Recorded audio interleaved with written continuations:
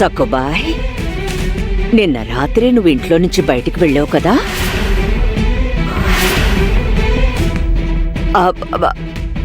అరే చెప్పమ్మా, నిజమేమిటో అది చెప్పు.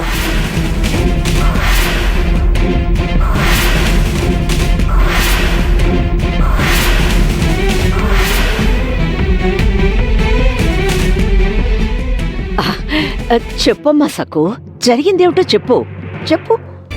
అవును, నేను ఇంట్లో నుంచి బయటికి వెళ్ళాను.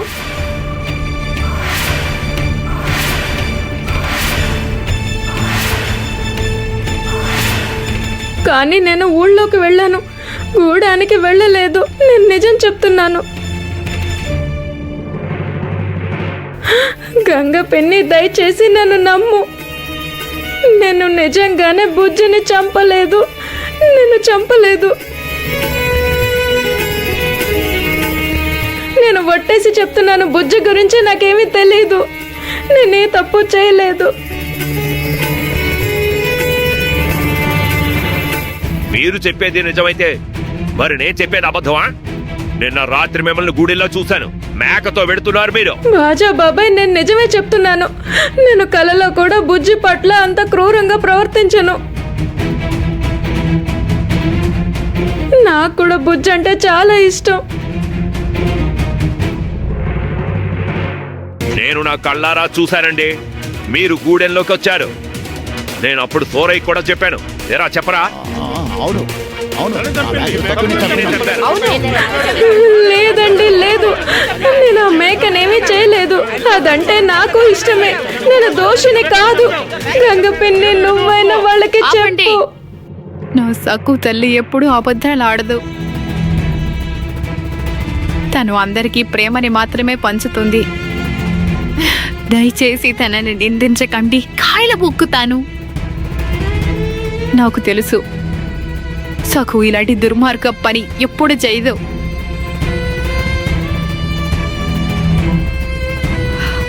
గంగి,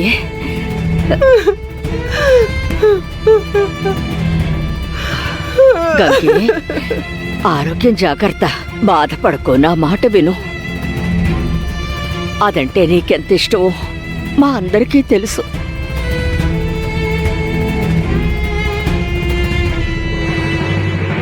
సక్కుబాయ్ ఆ పని చేయలేదని నీకు నమ్మకం ఉంది కదా? గత కొన్ని రోజుల నుంచి తన చర్యల వల్ల మేం కూడా ఇబ్బంది పడుతున్నాం. కానీ నిజం, నువ్వు ఇందాక చెప్పినట్టు సక్కు అంత దుర్మార్గురాలు కానే కాదు.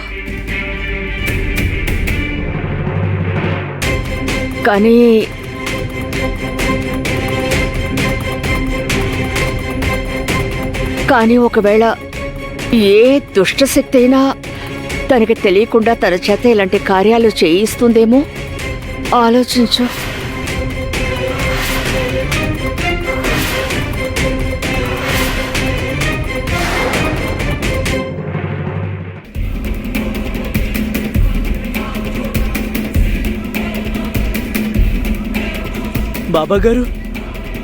బాబాగారు, మీరు చాలా మారిపోయారు.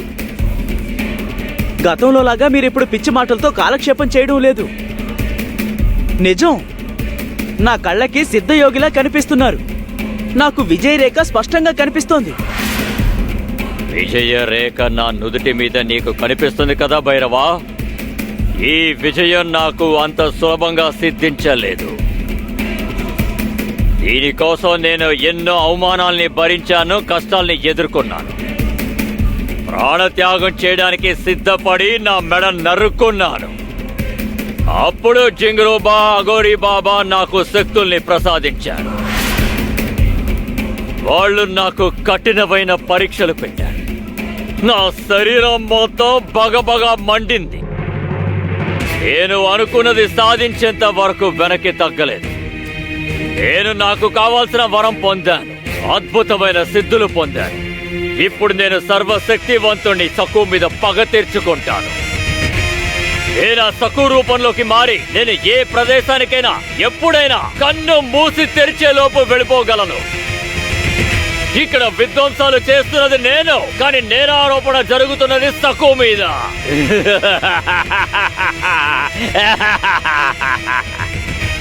దీనిని ఏమంటారు? దీన్నే అంటారు ప్రతీకారం తీర్చుకోవడం అని.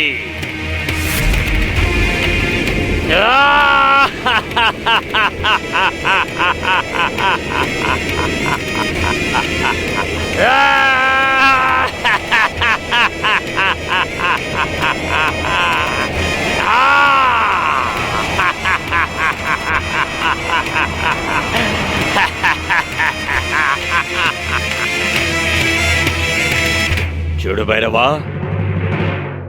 మనం ఇప్పుడు ఒక ముఖ్యమైన పని చెయ్యాలి. పౌర్ణమిలోపు ఈ ఊళ్ళో వాళ్ళందరూ సకుని మంత్రగత్తు అనుకోవాలి. వాళ్ళందరూ సకుని ద్వేషించాలి. తనని కర్రలతో కొట్టి కొట్టి ఈ ఊళ్ళోంచి వెళ్ళగొట్టాలి. అప్పుడు నాగోజీ శాంతిస్తాడు. చాలా సంతోషం.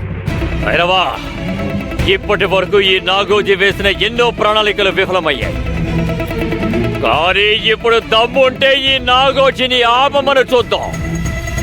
గతంలో సకు నన్ను అన్ని విషయాల్లోనూ ఓడించింది. ఇక ఈ లోకంలో నన్ను ఏ శక్తి ఓడించలేదు. ఆ సకు మీద మాంత్రికురాలనే ముద్ర పడుతుంది.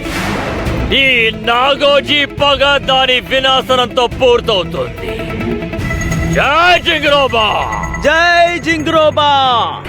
ఈ సకు జీవితం వీధి పాలవ్వడం ఖాయం. చూస్తూ ఉండు భైరవా, అంతా నాకు అనుకూలంగా జరుగుతుంది.